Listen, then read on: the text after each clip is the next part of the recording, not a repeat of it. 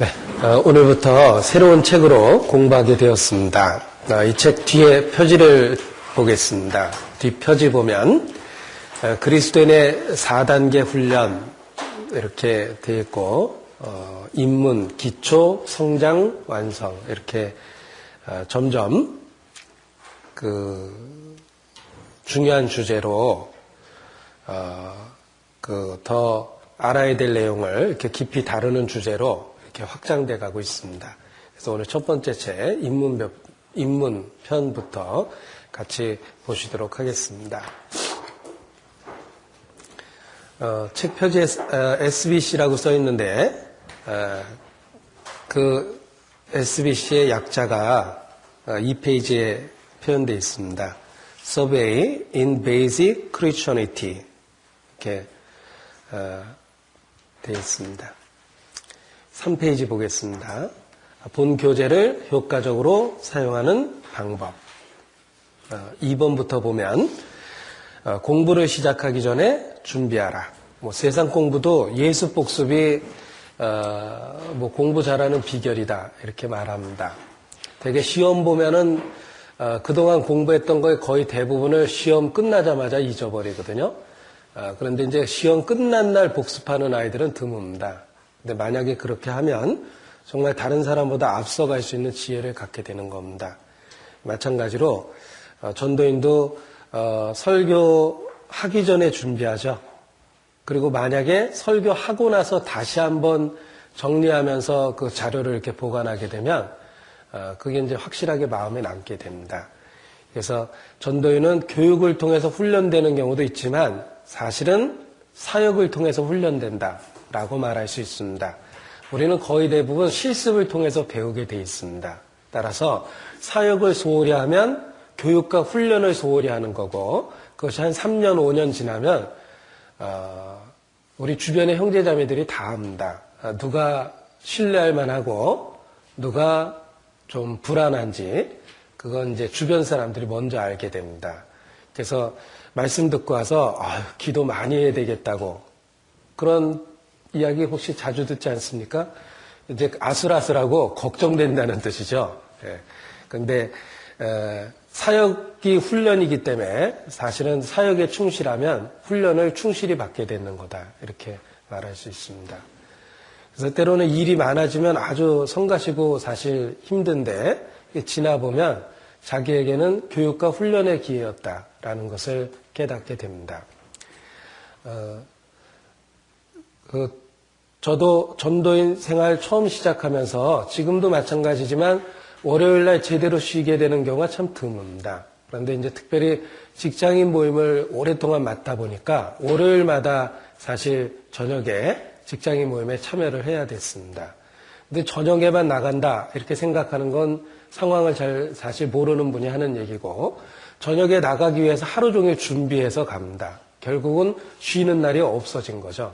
유일하게 쉬어야 될 날이 없어졌기 때문에 그 월요 직장인 모임이 상당한 그 사실 부담이었습니다. 외출이나 가족을 만난다라는 게 그 원천적으로 불가능했기 때문입니다. 그런데 좀 어려운 시기를 지냈다라고 생각을 했지만 결국은 그때 배웠던 내용, 그때 공부했던 내용이 결국은 전도인 생활하는데 기본 자산이 됐다라고 말할 수 있습니다.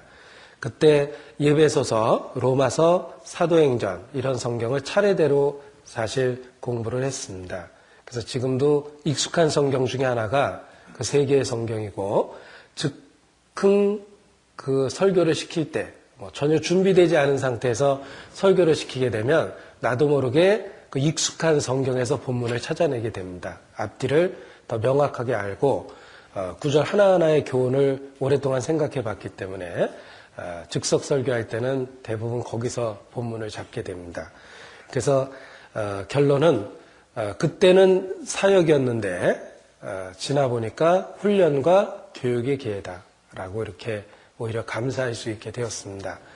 뿐만 아니라 까다로운 사람 만나면 이런 사람을 통해서 내가 시간을 허비하고 있다라고 이렇게 생각할 때가 있습니다. 그러나 그 까다로운 사람의 정말 생각지 않은 질문들이 오히려 내가 전혀 생각해보지 않았던 내용들을 생각하게 하고 더 불신자를 대하는 지혜를 만들어줍니다. 그래서 아주 어처구니 없는 그 질문을 들어놓는 사람, 궤변을 들어놓는 사람, 이런 사람들이 오히려 전도인 훈련할 기회를 제공하고 있다.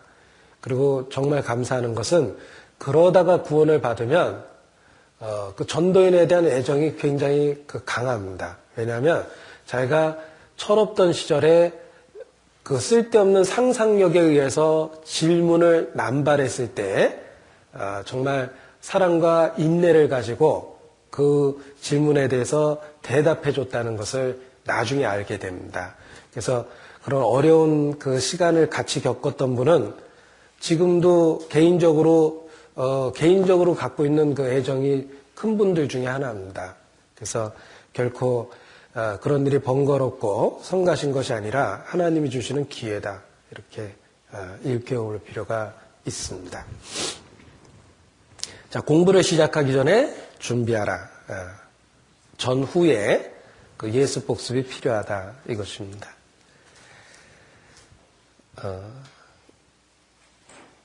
소제목을 보겠습니다. 공과를 반복해서 읽어라. 반복해서. 자, 이것은 하나님이 사용하신 방법입니다. 성경은 점진적 계시라고 그러죠? 그러니까 처음에 언급했던 것을 다시 언급하면서 내용을 확장합니다. 그리고 또다시 언급하면서 내용이 더 확장돼 있죠. 이것을 점진적 계시라고 그러는데 하나님은 반복을 통해서 그 심오한 뜻을 더욱더 드러내시는 것이다. 이렇게 말할 수 있습니다. 따라서 성경 자체가 그렇게 반복적으로 기록되어 있기 때문에 우리도 성경을 올바로 깨닫기 위해서는 동일한 본문을 반복해서 묵상하는 것이 필요하다. 이렇게 말할 수 있습니다. 자, 그것이 읽는 것이 아니라 묵상하는 거죠. 주야로 묵상한다라는 건 반복적인 그 의미를 갖고 있는 것입니다. 그래서 짐승을 분류할 때 레위기 11장에 보면 되새김질 못하는 짐승은 부정하다. 이렇게 말씀하시는 겁니다. 반복은 성경 말씀을 깨닫는 방법 중에 하나고 그 반복이 간절한 마음에 대한 표현이다. 간절한 마음으로 그 말씀을 들어야 되는데 그 반복이 간절한 마음에 대한 표현이다. 이렇게 말할 수 있습니다. 특히 사복음서는 반복성을 갖고 있죠. 전혀 다른 각도에서 다시 똑같은 상황을 조명해서 새로운 교훈을 갖도록 이렇게 의도하셨습니다. 우리도 성경을 반복해서 읽으면서 그 감춰진 의미를 깊은 그 지혜는 깊은 물과 같다고 그랬죠. 모략은 그것을 지혜 있는 자가 이렇게 끌어낸다고 그랬는데 깊은 물이기 때문에 표면에서 얻을 수 없다. 반복을 통해서 내면 깊은 곳에서 얻어낼 수 있는 것이 모략과 지혜다. 이렇게 말할 수 있습니다. 사도행전 10장 고넬료에게 베드로를 보내실 때 하나님께서 베드로를 다루신 방법입니다. 사도행전 10장 16절입니다.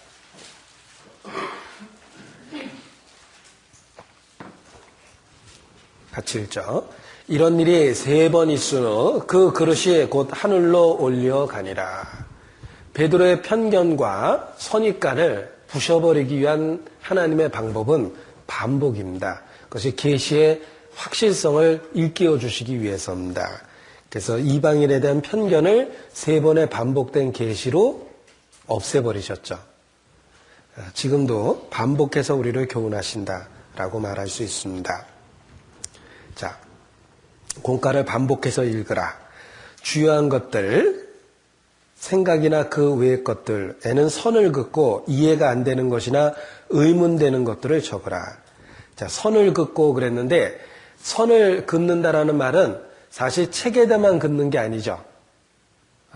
선을 긋는 순간에 사실 우리 기억, 마음에도 긋는 겁니다. 그래서 선을 긋고 책을 본다라는 건 그 공부 잘하는 그 노하우에도 나옵니다. 일본 사람이 쓴 책에 보면은 색연필, 형광펜을 사용해서 자기는 뭐 우등생이 됐다 이런 책 비슷한 걸 썼는데 그 비결이 바로 책에다 줄을 긋다는 거죠. 그런데 줄을 긋는 순간에 자기 마음에도 같이 긋어진다는 뜻입니다. 그래서 책을 노트화하라라는 이야기를 드린 적이 있었는데 선을 긋때는 마음에도 긋는 거다라고 생각하고 그으면 이제 훨씬 더 기억에 많이 납니다.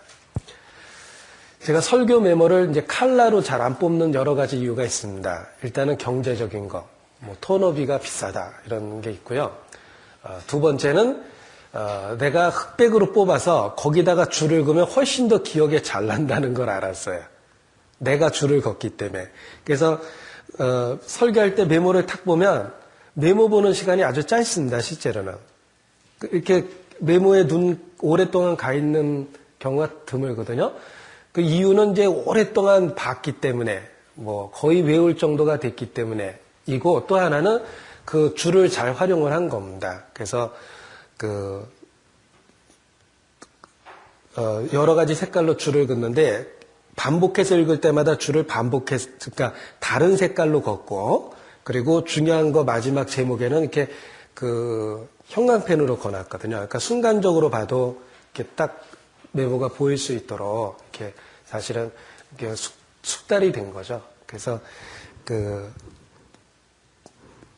흑백으로 출력을 해서 이렇게 색깔을 자기가 칠해놓은 것도 아주 유익하다라는 이야기를 드리고 싶습니다. 제가 저희 집에 있는 건 잉크젯 프린터거든요. 근데 잉크젯 프린터는 형광펜으로 그으면 그게 조금씩 번지면서 까매집니다. 근데 레이저 프린터는 형광펜으로 그어도 깨끗해요. 그래서 이제 더더욱 흑백 레이저를 좋아합니다. 흑백 레이저로 출력을 하면 형광펜으로 그어도 그게 그대로 남거든요. 그래서 이제 칼라 인쇄 안 하는 이유가 그런 여러 가지 이유가 있는데 개인적으로 견해가 다를 수도 있으니까 아무튼 참조해서 말씀을 드렸습니다. 그리고 공과 양면에 있는 공간에 필요한 것 또는 깨달은 것을 적으라. 그래서 책을 노트화하라 이런 것입니다. 주요 성구를 찾아보라. 사실 성경에 익숙하다면 몇 장 몇 절 써놓은 것만 보고도 이게 무슨 구절인지 대충 생각이 나야지 익숙한 겁니다. 그래서 이게 생각이 안 나면 찾아보는 게 좋죠. 그래서 반복되면은 그 다음에는 주제를 읽으면서 몇 장 몇 절 써 있으면 이게 무슨 구절일 거다라고 이렇게 대충 생각이 납니다. 그게 이제 점점 성경에 익숙해지는 겁니다. 전도 집회 메모도 마찬가지라고 그랬죠. 전도 집회 내용을 전부를 적은 것도 필요하고 때로는 구절만 이렇게 각 주제별로 구절만 딱 적어놓은 것도 필요합니다.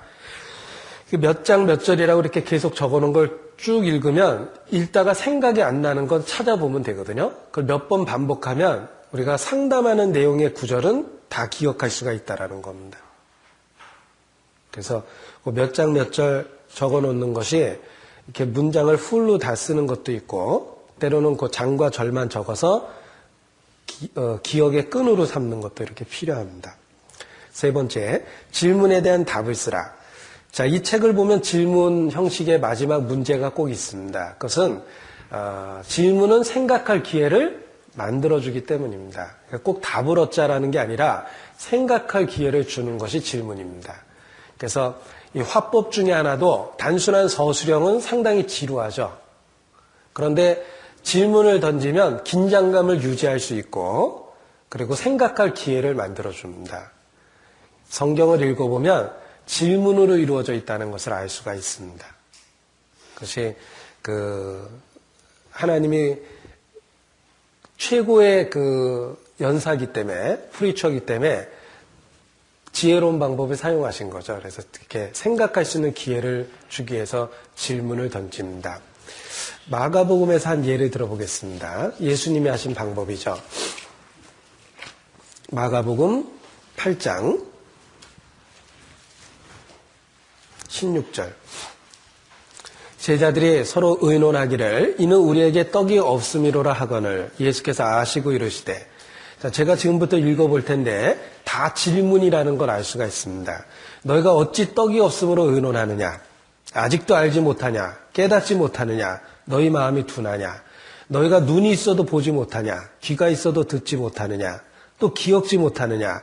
내가 떡 5개를 5,000명에게 떼어줄 때 조각 몇 바구니를 거두었더냐? 또 7개를 4,000명에게 떼어줄 때 조각 몇 광주리를 거두었더냐? 아직도 깨닫지 못하느냐? 이거 쭉 읽어보면 9가지인가 이렇게 계속 질문을 던진 겁니다, 사실은. 그러니까 한마디로 이렇게 그 서술형이 없죠. 다 그냥 질문을 했잖아요. 그러니까 제자들에게 자연스럽게 질문을 통해서 마음을 일깨워 주셨다는 것을 알 수 있습니다. 그래서 우리가 적절한 그 질문을 던지는 것은 이 책의 특징일 뿐만 아니라 그 화술 속에서 우리에게 익숙해야 될 방법 중에 하나다. 이렇게 말할 수 있습니다. 4페이지입니다. 정기적으로 공부하라.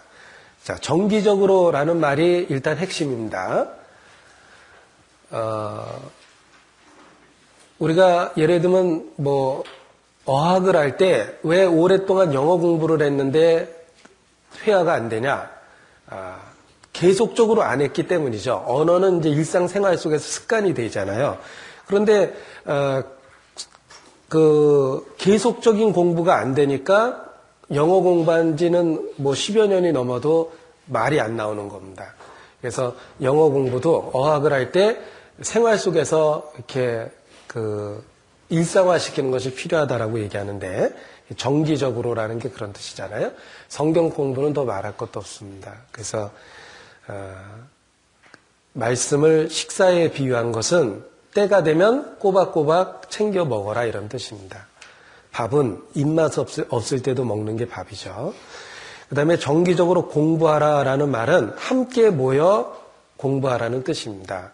그래서 혼자 깨달을 수 있는 건 한계가 있기 때문에 그 모임을 통해서 말씀을 배우게 되면 혼자 독학하는 거하고는 비교할 수 없을 정도로 짧은 시간 안에 많은 걸 깨닫게 됩니다. 그 다음에 당신의 노트와 자료들을 보관하라. 이 말씀은 지식에 대한 축적이 필요하다는 거죠. 자, 지혜로운 여인은 집을 세우고 어리석은 여인은 집을 허문다고 돼 있죠. 지혜로운 여인은 집을 세워 나가는 겁니다. 점점 더 크고 넓게 좋게 세워나가는 거죠. 그런데 어리석은 여인은 짓다가 허물고 다시 짓고 짓다가 허물고 다시 짓고 이러니까 제대로 된 집이 오래돼도 없는 겁니다. 우리 인생이 그렇고 지혜가 그렇고 지식이 그렇습니다. 어느 정도 지식을 쌓다가 그걸 허물어버리는 경우가 있어요. 그리고 다시 백지 상태에서 출발하는 겁니다. 참 슬픈 거는 전도인 모임을 이렇게 하다 보면 일정한 주기를 갖고 똑같은 질문을 반복한다라는 겁니다. 물론 새로 오신 분이 질문을 할 수도 있지만 기존에 오랫동안 말씀을 배웠던 분이 불행하게도 다시 질문하는 경우가 있다라는 거예요. 그거는 그 배운 그 경험과 지식을 축적하지 못했다라는 거죠. 그것이 이제 어리석은 겁니다. 그래서 우리가 새로운 걸 공부하는 것도 필요하지만 이미 알고 있는 지식을 유지하는 것, 축적하는 것, 그것이 이제 필요하고 그 축적된 지식이 더 어려운 내용을 이해하게 만들어주는 겁니다. 그래서 그 축적하는 방법, 지식에 축적하는 방법 중에 하나가 노트와 자료를 보관하는 거죠. 사실 저는 설교 시작하고 설교했던 모든 그 설교 메모를 다 갖고 있습니다. 얼마나 많은 양인지 아시겠죠? 그런데 컴퓨터를 사용한 것은 사역하고 한참 뒤에 사용했기 때문에 컴퓨터를 사용하기 전까지는 그냥 노트에 다 쓴 겁니다. 근데 그 손으로 쓴 노트도 다 갖고 있어요. 그거는 성경의 주제는 반복적이기 때문에 한 번 공부해서 끝나는 법이 없습니다. 그래서 예전 노트를 찾아보고 그 설교를 다시 할 때가 있는데 정말 좋은 것은 무엇이냐면 설교를 다시 하면 설교가 훨씬 더 풍성해진다는 거예요. 왜냐하면 이전에 얘기하고 묵상했던 건 그대로 다 있거든요. 그거를 몇 시간 다시 읽으면 그때 묵상했던 그 상태 그대로 이렇게 이해력을 갖게 됩니다. 거기다가 다시 설교하기 위해서 공부를 했으니까 설교가 업그레이드 되는 겁니다. 그래서 그 노트화하고 보관하는 것, 그리고 그것을 손쉽게 활용할 수 있게 찾아낼 수 있는 것, 이런 것들은 개인적으로 노력해야 될 거라고 생각합니다. 그래서 때로는 우리가 자기가 무엇을 갖고 있는지도 모를 정도로 자료를 보관하는 것에 대해서 소홀합니다. 그래서 스스로 자조할 때도 있을 겁니다. 예를 들면 산책을 또 샀을 때 그런 거 있죠. 그 스스로도 아주 저는 부끄럽게 여깁니다. 제 책을 이렇게 되게 주제별로 꽂는데 딱 사가지고 가서 보면은 똑같은 게 꽂혀 있거든요. 그러면 이제 스스로 이제 아주 한탄이 되는데 자기가 이미 알고 있는 정보를 잘 활용하는 것, 그것이 이제 중요하다라고 생각을 합니다. 자, 일반적인 그 책을 읽는 조언과도 다 관련해 있는 얘기였습니다. 그리고 다시 3페이지 돌아가서 1번을 보겠습니다. 자, 이게 가장 중요하기 때문에 뒤에 얘기하려고 뺐습니다. 1번, 하나님께 기도하라. 주님의 말씀을 이해할 수 있도록 도와달라고 하나님께 기도하라. 그래서 사실 설교 준비할 때 딱 이제 되게 요즘에는 컴퓨터를 키죠. 컴퓨터를 딱 키면 제일 위에다가 기도를 씁니다. 그러니까 본문을 쓰는 게 아니고요. 저 같은 경우는 기도를 이렇게 쳐요. 이렇게 주님 도와달라라든지 주님의 영광을 위해서 마땅히 알아야 될 내용, 그리고 우리가 함께 나누어야 될 내용을 보여주십시오. 이런 기도를 씁니다. 그리고 그 밑에다 계속 공부를 하거든요. 그리고 물론 이제 출력하기 전에 기도를 지우고 이제 출력을 하지만 일단은 설교를 준비할 때는 딱 백지를 열었을 때는 일단 기도부터 탁 치거든요. 그것이 이제 상당히 마음의 준비를 만들어줍니다. 그래서 기도로 시작하는 게 필요하다라고 말할 수 있습니다. 여기 아주 중요한 말씀이니까 직접 찾겠습니다. 시편 119편 130절입니다. 시편 119편 130절입니다.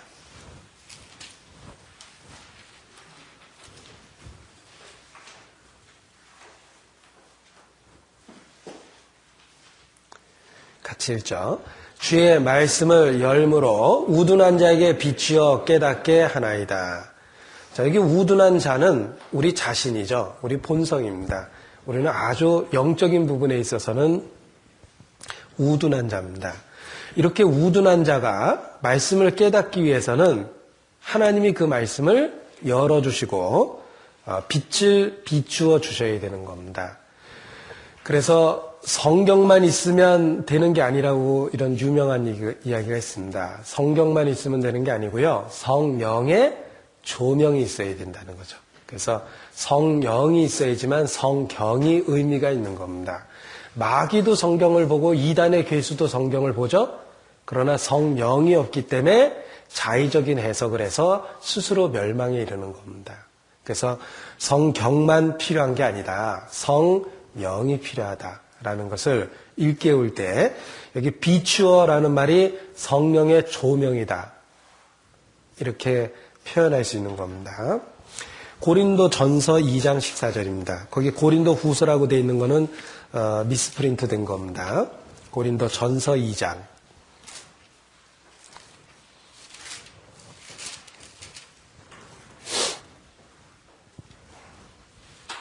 고린도전서 2장 14절 같이 읽죠. 육에 속한 사람은 하나님의 성령의 일을 받지 아니하나니 저희에게는 미련하게 보이며 또 깨닫지도 못하나니 이런 일은 영적으로야 분변함이니라. 자, 육에 속한 사람, 성령이 없는 사람이죠. 하나님의 성령의 일을 받지 않습니다. 저희에게는 미련하게 보이고 깨닫지도 못합니다. 이런 일은 성령으로야 분별할 수 있는 것입니다. 그래서 말씀을 깨닫기 위해서는 성령의 절대적 조명이 필요하다. 이렇게 말할 수 있습니다. 제가 칠판을 사용해 보겠습니다. 좀 생각해 보고 싶은 주제라서 그렇습니다. 성령을 표현할 때 그냥 성령이라고 이렇게 안 돼 있고요. 진리의 성령이 오시면 이렇게 많이 표현되어 있죠. 자, 여러분 진리가 무엇일까라고 이야기했을 때 요한복음 14장 6절이죠. 내가 예수께서 가라을 때 내가 길이요 진리요 생명이니 나로 말미암지 않고는 아버지께로 올 자가 없느니라. 그러니까 예수님이 진리고요. 그리고 요한복음 17장 17절에 보면 아버지여 저희를 진리로 거룩하게 하옵소서. 아버지의 말씀은 진리니이다. 자, 이렇게 이야기했을 때 하나님의 말씀은 예수 그리스도를 증거하고 진리는 예수 그리스도 그 자신이다. 이렇게 말할 수 있습니다. 자, 진리의 성령이라는 말이 여기서 이제 분명하게 드러납니다. 성령은 단독으로 활동하는 법이 없다라는 거예요. 성령은 자의로 말하지 않는다고 돼 있죠. 내 것을 가지고 너희에게 이룰 것이다. 성령은 반드시 예수 그리스도를 증거하면서 나타납니다. 그러니까 성령의 기적과 표적은 나타났는데 그리스도가 증거되지 않더라. 그건 성령이 아니라는 거예요. 성령의 어떤 표적이 나타났다면 반드시 그리스도에 대한 증거와 그리스도를 높이는 일이 나타납니다. 그런데 우리 시대의 기적과 이적과 표적은 어떻습니까? 그리스도를 높이는 게 아니라 기적을 행한 사람을 높이죠.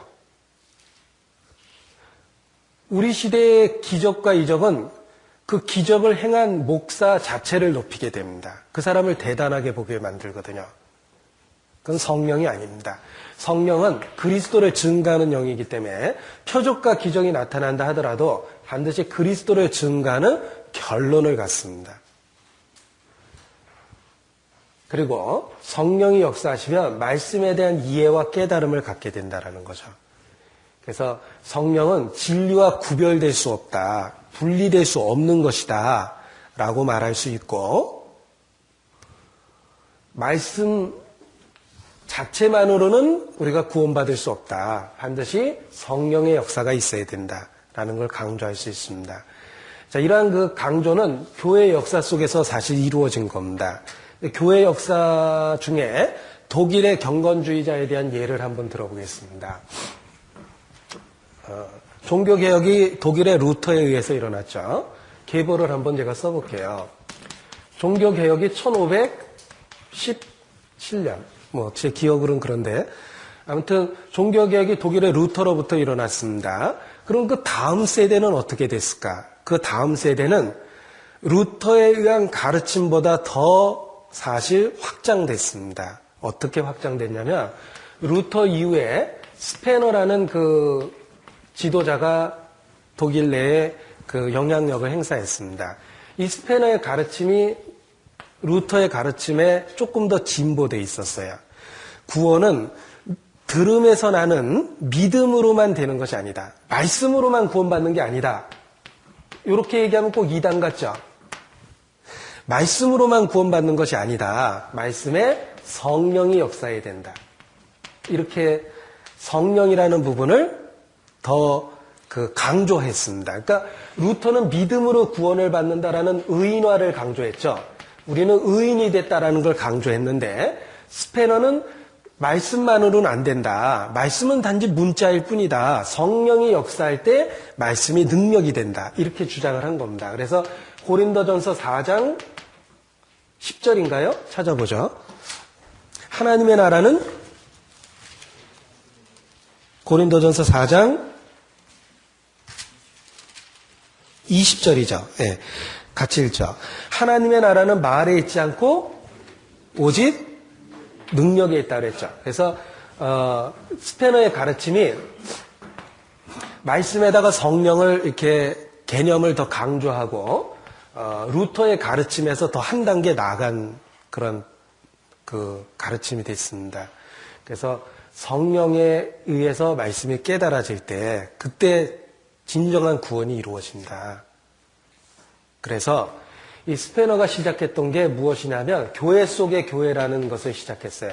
이 교회 속의 교회라는 말이 뭐냐면 전체적인 모임이 끝난 이후에 소모임을 계속 가졌습니다. 그러니까 우리식으로 하면 구역모임, 조모임. 그것을 감리교에서 배웠거든요. 그게 이제 속회가 된 겁니다.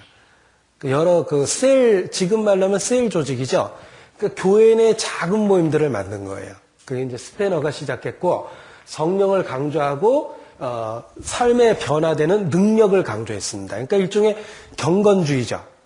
실질적인 삶의 변화가 있어야 된다.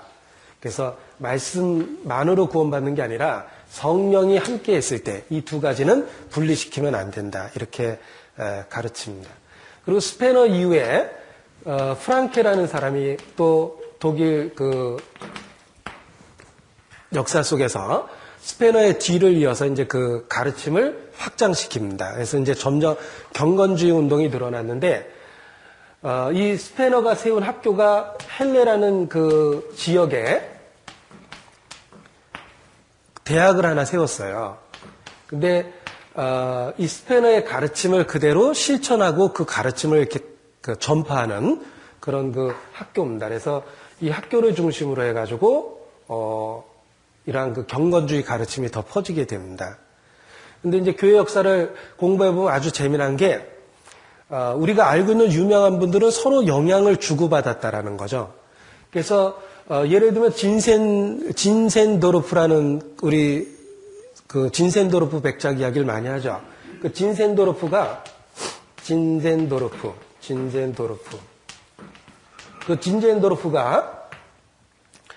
그 아버지는 스페너의 친구였고 진젠도르프는 헬레 대학을 다녔어요.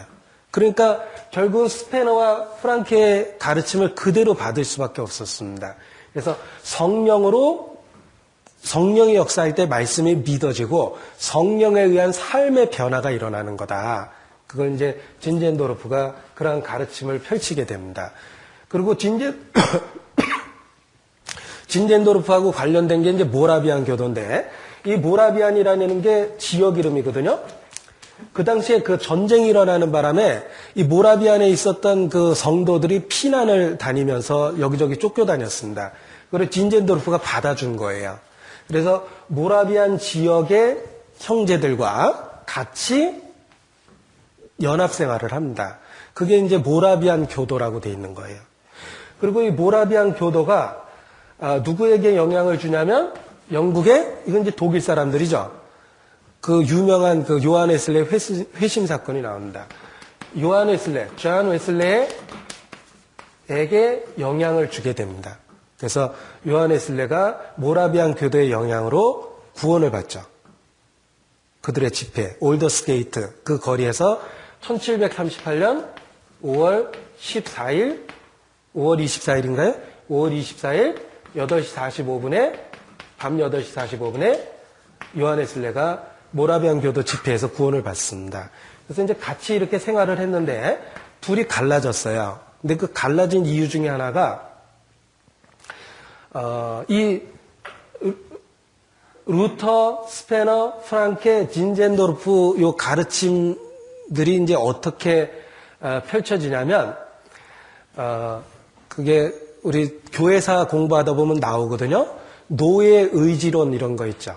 노예 의지론이라는 건 인간의 타락된 의지와 아무 상관없이 하나님이 부어주는 의, 그리고 우리의 의지와 상관없이 구원을 받는다라는 거예요. 그러니까 그 하나님의 주권을 강조한 겁니다. 루터도 그렇게 가르쳤고 칼빈도 동일한 그 가르침을 택했습니다. 그래서 그 장로교의 절대 주권이라든지 인간의 의지와 상관없는 하나님의 뜻에 의한 구원, 이런 부분이 강조된 겁니다. 그래서 모라비안 교도도 동일한 가르침을 갖고 있었어요. 그러니까 하나님의 절대적인 주권 아래서 하나님 뜻에 의해서 구원을 받는 것이지 인간의 의지는 아무런 역할을 할 수가 없다. 타락된 인간 의지가 작용할 수 없다. 그게 이제 루터의 노예 의지론이라고 이렇게 보통 교회사에 보면 나오고 그 가르침이 이렇게 들어있었습니다. 그대로. 그런데 그러한 가르침에 대해서 요한 웨슬레가 반발했죠. 그래서 노예 의지론이 아니라 인간의 의지가 협력해야지만 구원이 이루어진다. 그래서 누구든지 믿으려고 해야지 자기 의지에 의해서 믿어질 수 있다라고 이렇게 이제 가르친 겁니다. 그러니까 둘이 결별할 수밖에 없었습니다.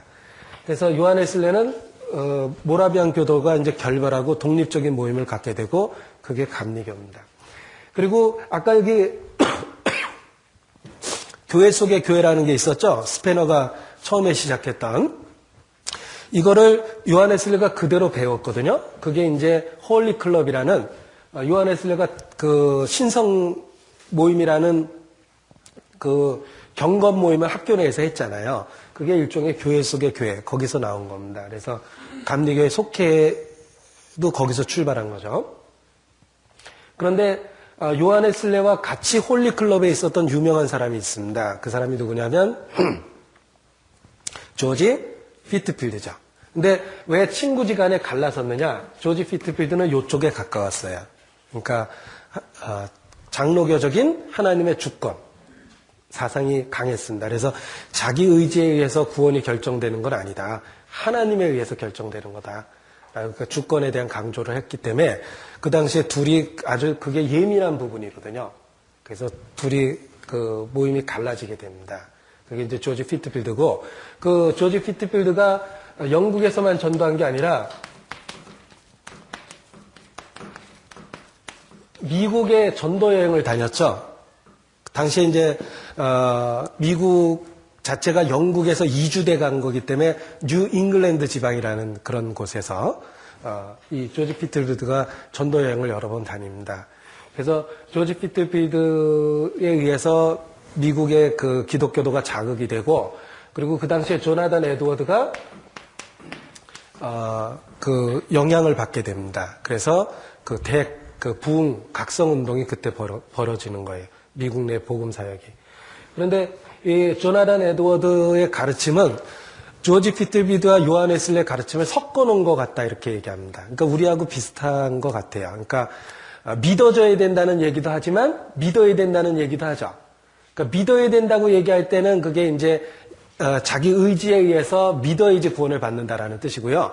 믿어줘야 된다라고 얘기했을 때는 이 피트필드처럼 하나님의 주권에 의해서 성령의 강권에 의해서 믿어지는 거거든요. 근데 이 조나단 에드워드는 두 가지 가르침을 다 했어요. 그래서 그 두 사람 가르침이 섞여 있다, 이렇게 얘기합니다. 이게 연대를 계산해 보면 이게 이어지고 있다라는 걸 알 수가 있어요. 그러니까 루터가 1517년에 종교개혁을 했는데 스페너 같은 경우는 제가 메모를 해봤는데 1635년도에 태어나서 1705년도에 죽은 사람이에요. 그리고 프랑케는 1633년도에 태어나서 1727년도에 죽었습니다. 그리고 진센도르프는 1700년도에 태어나서 1760년도에 죽었거든요. 그러니까 시대를 보면은 계속 세대가 이어지고 있다는 걸 알 수 있죠. 그래서 루터에 의해서 믿음으로 구원받는다는 진리가 점점 더 구체적으로 또 내용이 그 성령에 대한 부분이 강조되면서 경건주의 운동이 벌어진 겁니다. 그래서 이게 독일의 경건주의라고 이렇게 얘기를 해요. 우리가 보통 종교개혁 얘기를 하면 독일 얘기를 하고 바로 또 영국 얘기를 하게 되는데 독일 내에서도 이렇게 지속됐던 겁니다. 그래서 루터, 스페너, 프랑케, 진젠도르프, 그가 영국의 존 웨슬리, 조지 피트필드에게 영향을 주었다, 이렇게 이제 이야기할 수 있습니다. 근데 재미난 건 이렇게 교회 역사를 공부해 보면 해 아래 새 것이 없다라는 말이 딱 맞는 거예요. 그러니까 우리가 갖고 있는 갈등과 변론은 앞서간 사람들이 했던 거고 나름대로 이제 정리가 됐던 겁니다.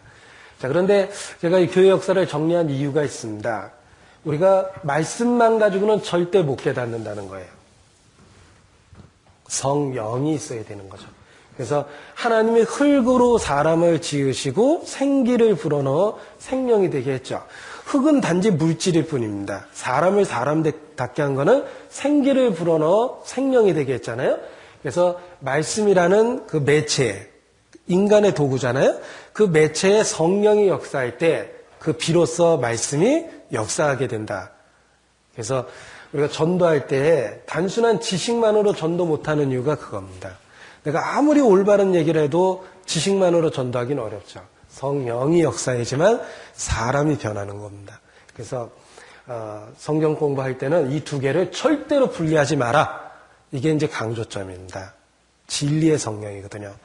그래서 요거 말씀만 갖고 전도하려고 그러면 논리, 설득력, 웅변 이런 건 늘어나요. 말재주가 생기는 겁니다. 그런데 실질적으로 사람은 안 변해요. 그러나 논리력이 떨어지고 웅변력이 떨어지고 뭐 설득력이 떨어질 수도 있습니다. 그러나 성령이 역사하면 아주 단순한 말 속에서 사람이 변화됩니다.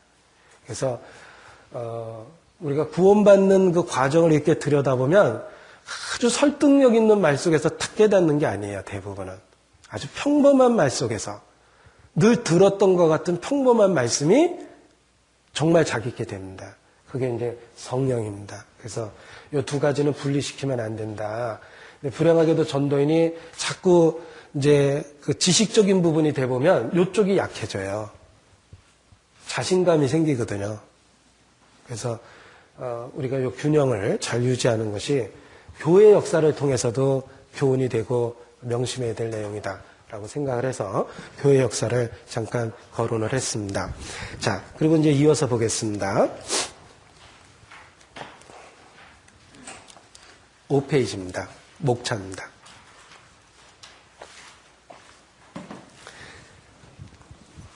자, 이 목차 자체가 사실은 아주 의미가 있습니다. 왜냐하면 어느 책이든지 목차 자체가 이미 메시지라고 이렇게 얘기합니다. 칼빈의 기독교 강요는 아주 방대하죠. 근데 그 칼빈의 기독교 강요의 목차 자체가 이미 설교라고 그래요. 그게 그냥 되는 대로 쓴 게 아니라 아주 중요한 그 가르침을 전하기 위한 순서를 정한 겁니다. 그래서 목차 자체가 이미 메시지라고 이야기하거든요. 근데 여기도 마찬가지예요. 여기에 나와 있는 건 사실 그 칼빈의 기독교 강요하고도 비슷하지만 그리스도인들 사이에 가장 일반적인 그 방법 중에 하나입니다. 이 목차 자체가 사실은 하나의 메시지를 갖고 있다라는 거예요. 순서 자체가. 그리고 이거 잘 들여다보면은 우리 전도 집회 순서하고도 아주 비슷합니다. 그래서 그게 뭐 1, 2년 사이에 된 게 아니라 수천 년 교회 역사 속에서 말씀에 대한 순서가 정리된 거다라는 걸 알 필요가 있습니다. 그리고 이제 전도인이기 때문에 이게 더 필요한데 이 주제를 딱 놓고서 성경 말씀을 인용해서 이 주제를 성경적으로 충분히 설명할 수 있어야 되는 게 전도인이죠. 그래서 이렇게 생각을 해봤습니다. 이 성경이 66개의 부품, 1189, 성경이 1189장이라고 그러잖아요. 1189장의 주요 아셈블리로 이루어져 있어요. 그러면 이 1189개의 아셈블리를 갖고 중요한 메시지를 조립해내는 게 필요합니다. 그러니까 여기서 종말이라는 메시지도 조립할 수 있어야 돼요. 여기 있는 아셈블리를 찾아서, 말씀들을 찾아서 성경적인 종말 이야기를 할 수 있어야 되고, 예수님이 하나님이다라는 그의 신성에 대한 입증도 여기 있는 말씀에서 부품을 뽑아서 조립할 수 있어야 되는 겁니다. 그게 이제 전도인의 역할이라고 생각합니다. 그래서 여러 부분과 여러 모양으로 기록된 하나님의 말씀을 가지고 중요한 주제를 설명할 수 있어야 되는 거죠. 그래서 이거는 어떻게 비유하면 레고 블록을 나눠준 거하고 똑같다고 생각합니다. 그리고 그 레고 블록을 갖고 내가 원하는 모양을 만들어 나가는 거예요. 공통적으로 쓰일 수 있는 부품도 있고 다른 데는 못 쓰고 단독으로 쓰이는 부품도 있고 그러거든요. 레고 블록 보면 마찬가지로 성경 말씀이 여기에 주제에 맞게 조립이 돼 나가야 됩니다. 사실은 그게 이제 전도인이 배워야 되는 성경을 다루는 지식에 대한 부분이라고 생각합니다. 그래서 여기 있는 부분을 잘 다뤄야 되는데 과정을 한번 보죠. 첫 번째, 아버지의 말씀은 진리니다. 성경은 하나님 말씀이다. 라는 걸 이야기합니다. 그 다음에 성경에 나타난 하나님의 인격, 그의 속성에 대한 이야기를 합니다. 그리고 세 번째는 하나님 얘기를 하면 무슨 얘기가 나올 것 같아요? 사람이 무엇인지 얘기를 하는 거예요. 사람은 하나님의 형상으로 지음을 받았기 때문에 하나님은 어떤 분인가를 이야기해야지만 사람이 무슨 존재인지 알 수 있다는 거예요. 그래서 신론이 나오면 인간론이 나오는 거예요. 이거는 분리시킬 수가 없는 겁니다. 그래서 우리의 지혜는 두 부분으로 되어 있다. 하나는 하나님에 대한 지식이요. 또 하나는 자기 자신에 대한 지식이다. 자기 자신에 대한 지식은 하나님에 대한 지식이 없이는 성립할 수 없다. 하나님을 부인하면 자기 자신에 대한 지식이 없다라는 거예요. 창조주를 부인하면 자기가 누군지도 모르고 왜 살아야 되는지도 모릅니다. 창조주를 알 때 자기의 가치, 존재, 의미, 삶의 목적, 방법들이 나타나는 거죠.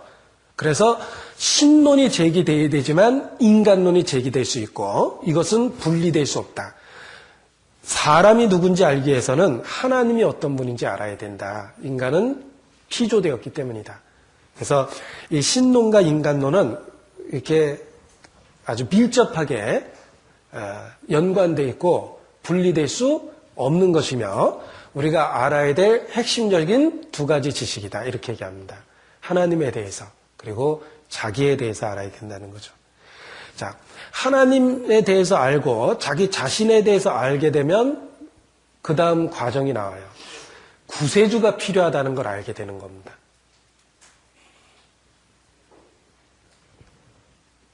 하나님 앞에서 자기를 발견하게 되면 죄와 심판을 알게 되거든요. 그래서 우리에게 구세주가 필요하다는 걸 알게 되고 그 구세주가 필요하다는 걸 알아야 되고 이제 구세주가 어떤 분인지를 쭉 써놓은 거죠. 예수님이 어떤 분이냐, 예수님이 하신 일이 무엇이냐 이런 것들을 얘기해 놓고 그 다음에 11과에 보면 예수 그리스도를 믿어야 된다. 그리고 12가에는 확신이 생기고 새로운 삶을 살아가야 된다. 이렇게 이제 그 과정이 기록되어 있습니다. 자, 에베소서 1장 13절을 보겠습니다. 에베소서 1장 13절.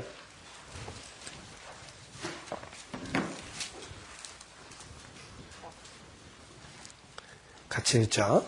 그 안에서 너희도 진리의 말씀, 곧 너희 구원의 복음을 듣고 그 안에서 또한 믿어 약속의 성령으로 인치심을 받았으니. 자, 이 순서하고 똑같죠. 진리의 말씀, 구원의 복음을 들어야 돼요. 알아야 돼요. 그게 첫 번째입니다. 두 번째, 알았다면 믿어야 돼요. 그 안에서 또한 믿어.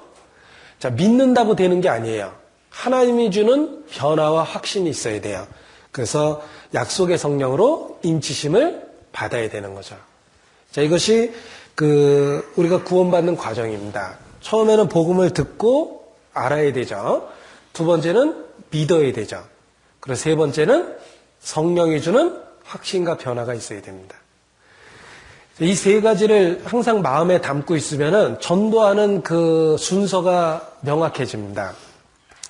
첫 번째는 성경에 있는 정확한 내용을 알려줘야 되는 거예요. 알아야 되니까. 그리고 두 번째는 믿으라고 권유해야 돼요. 우리가 전도를 잘못하면 사실에 대한 선포만 하고 믿음에 대한 권유가 없을 때가 있어요. 그거는 메시지의 핵심을 빼놓은 겁니다. 예수님이 누군지 설명했다면 권유해야 되죠. 주 예수를 믿으라 이렇게 얘기해야 되거든요. 근데 잘못하면 영원한 속죄를 이뤘다라고 얘기하고 믿음에 대한 권유를 빠뜨려 버립니다. 그거는 사실 중요한 부분을 생략한 거예요. 그래서 사실을 선포했다면 믿음을 권유해야 되는 거예요. 믿으라고. 그러나 내가 믿는다 그래서 구원받는 건 아니죠. 하나님이 주시는 확신이 생겨야 됩니다. 그러나 그 확신은 두 번째가 있기 때문에 생기는 거예요. 믿었기 때문에 믿어서 확신이 생긴 거죠. 그러니까 우리가 그 세 가지를 가지고 전도를 한다고 생각합니다. 사실에 대한 선포, 믿음에 대한 권유, 그리고 성령에 의한 거듭남, 확신, 변화. 그래서 그 세 가지 중에 우리가 잘못하면 두 번째를 자꾸 생략하거든요. 믿으라는 얘기를 이렇게 빼놓을 때가 있어요. 근데 사실은 믿음에 대한 권유가 필요하다는 걸 알 수 있습니다. 그리고 이 책의 목차가 딱 그렇게 돼 있죠. 이게 아주 다듬어진 순서라는 거예요. 성경이 하나님 말씀이라는 걸 알고, 그리고 성경에 나타난 하나님을 알면 하나님 앞에서 인간이 누군지를 알게 되죠. 하나님 앞에서 인간이 어떤 존재인지 알게 되면 그리스도가 필요하다는 걸 알게 되고, 그리스도의 필요성을 알게 됐다면 그를 부르고 믿어야 된다는 거죠. 그리고 그 믿음 가운데 확신이 생기고 변화가 일어나야 된다. 이렇게 순서가 되어 있습니다. 그래서 보통 우리가 전도하는 메시지하고 거의 유사하고 이것이 이제 핵심적인 메시지다라는 것을 우리가 다시 확인해 볼 수 있습니다.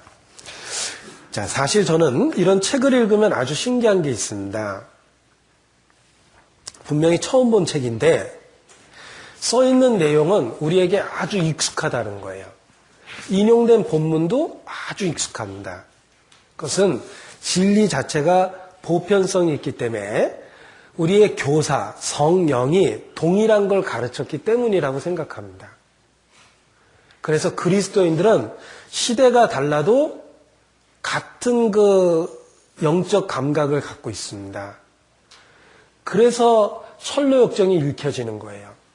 400년 넘은 책이. 그거는 동일한 성령 아래서 동일한 걸 배웠기 때문이다. 이렇게 말할 수 있습니다. 그래서 이 책도 이렇게 자세히 분석해 보면 정말 우리가 믿고 있는 믿음의 내용과 같은 맥락 속에 있다라는 것, 정말 같은 하나님, 같은 신앙이 있다라는 것을 여러 경로로 확인해 볼 수가 있습니다. 자, 오늘 첫 시간이니까 이렇게 개요에 대한 이야기만 좀 드렸습니다. 오늘 여기까지 하겠습니다.